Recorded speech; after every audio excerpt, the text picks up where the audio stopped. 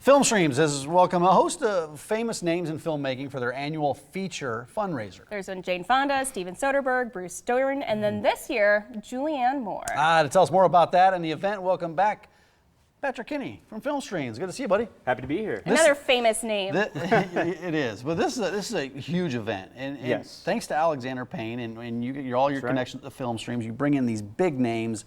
Explain what feature. It's coming up on April 24th. That's correct. Monday, April 24th. This is when, as you said, Alexander Payne, who's on our board, invites a guest to Omaha. A friend. Yeah, a friend, and they have usually, I mean, everyone that I've seen, has been a riveting conversation on stage there at the Holland Center. And then it's our main fundraiser. So this is an important time for us to spread our mission through this event, but also to sell some tickets. And there's pre and post party options there. So there's various giving levels. Yeah, and there she is right there. Yes. Why Absolutely. Julianne Moore?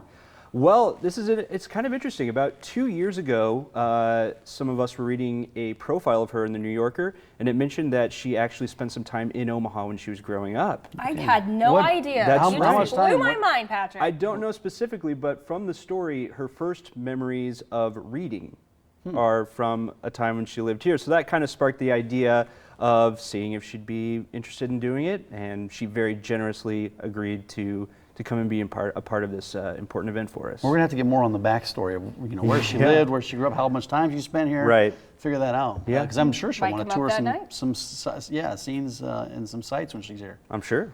For people who are interested or who haven't been to one of the feature events, what's that format like? Sure. So, like I said, there's pre and post party options. Depends on what kind of ticket you'd like to get. It starts at $35 for general admission for the presentation, which starts at 7 p.m. on the 24th. But he'll actually be interviewing her, and there'll be some film that clips is correct. interspersed. So Yes. it's a fascinating event. You learn so Yeah. much about someone, and then maybe there's films of hers that you haven't seen before. So. Well, Alexander, he's such a great interviewer, and he knows, he does his research, because sometimes he doesn't know these stars as well as, maybe he hasn't worked with them, but he has connections to them. So he does his research and he asks really engaging questions. He's a great interviewer. It's a fascinating show to go see it. We'll recap at the end of this interview the information on that if you want to get tickets. But while we have you here, we have to talk a little bit about what's showing, what's coming soon. Okay, so this movie about cats. It's been not huge. Like Cats on musical. Broadway, right? But this. Yeah, not Sondheim. Tell us about this movie. Okay, so this is called Kedi. It's a documentary about the street cats of Istanbul. Apparently, this has been going on for 1,000 years. There's an estimated 500,000 cats living on the streets in Istanbul. Cats, yeah, they're not wild, they're not tamed, they don't have owners. But this is a documentary that kind of goes down to their level and follows 7 of them. You can see this trailer is introducing the feline cast of the movie. The psycho cat. Yeah. That's fascinating, though, how these But cats... yeah, it's a lesson about Istanbul, and which is a very beautiful city, and then it's also it's a great cat movie. What can I say? Do you have to be a cat person to enjoy it? I don't think so. I don't think so. Yeah, it's a well enough made social, movie. yeah. Correct. It's interesting to watch out. What else do you have? What's up next? Well, coming up tonight, we're launching a new season of Science on Screen, which is a really exciting series that we participate in. It's a national series that pairs cult or popular movies with scientific minds for interesting discussions. Tonight we launch a new season of that with Tampopo, which is a 1985 movie. It's called a ramen western, What kind of does that mean? like a spaghetti western, sort of, but it's very anarchic. It's set in a Japanese noodle shop where the noodle shop owner she's doing a terrible business. Everybody hates her soup. So these 7, they're called Ramen Ronin, show up and they help her turn her shop around. But it's a comedy. It's really wild. There's lots of little scenes.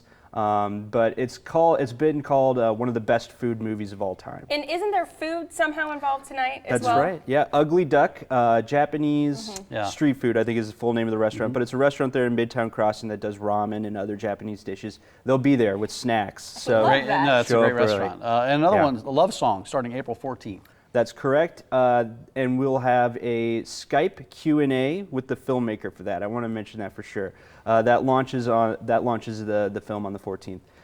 It's sort of a quiet movie. It's about 2 friends who go on a very intense road trip and then several years down the line, they try to reconnect before one of them is getting married. They try to reconnect. It's a great independent film in lines with last fall. If you came to see Certain Women with us, it's similar to that. And we're really excited about this Skype Q&A with the director. That sounds like fun. And one more movie that has a lot of recognizable names in it is Song to Song. So we're going from love song to song, right? That's right. Yes, and that Song to Song actually opens this Friday. It's the new film by Terrence Malick, who is a legendary director. He did Badlands, he did Days of Heaven, The Thin Red Line. He used to make a movie about once every 10 years. Now he's making them once every couple of years. So this is his third in about 5 years.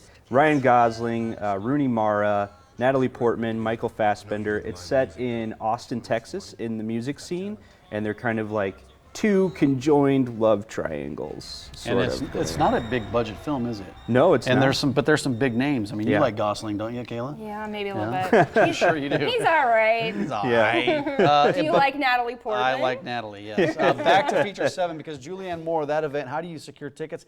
And the proceeds, how does that help support film streams? Well, it helps us do our mission. I mean, we just talked about some great films that don't have big marketing budgets. I imagine for some of the viewers, it's the first time they've ever heard of them. That's the kind of movie that we bring to Omaha, something that people will love and needs to be here, but doesn't have a lot of money. So anyway, we're mission-centric, and this helps us be able to do those things.